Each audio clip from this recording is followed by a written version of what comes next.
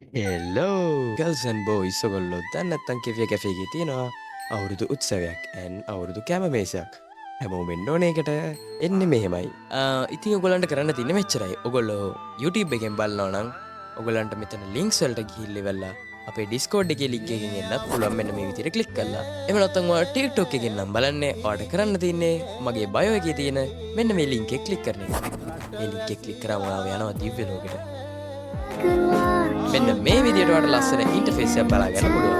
ඒක ඔයා ක්ලික් කරන්න මේ Discord icon එක.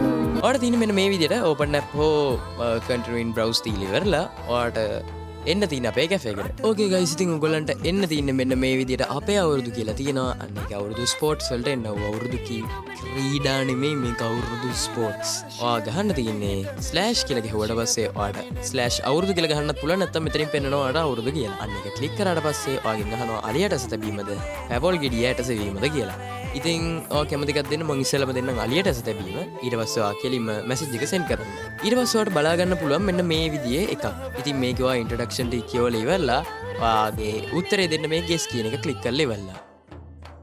ඊට පස්සේ ඒ උත්තරේ දුන්නට පස්සේ ඔයාට මෙන්න මේ විදිහේ මැසේජ් එකක් එයි. ඒ කියන්නේ ඔයා හරියටම දාලා තියෙනවා. මතක ඇතුව මේ ඉන්ට්‍රොඩක්ෂන් කියවන්න මම ඉන්ට්‍රොඩක්ෂන් මේ වීඩියෝ එකේ කියවන්න යන්නේ නැහැ. එතකොට මේ වීඩියෝ එක බෝරින් වෙන හින්දා. ඕකේ ඊළඟ ගේම් එක තමයි අපිට ආයි ස්ලෑෂ් ගහලා ඉවරලා අර විදිහටම අවුරුදු ගියාට පස්සේ අපිට බලා ගන්න පුළුවන් පැපොල් ගෙඩිය ඇටසවීම. ඉතින් ওই විදිහට පැපොල් ගෙඩිය ඇටසවීමත් අර විදිහට මෙන්ට කරලා දාන්න. ඊට පස්සේ ඒකෙත් ඔයාලට ඉන්ට්‍රොඩක්ෂන් ටිකක් බලා ගන්න පුළුවන්.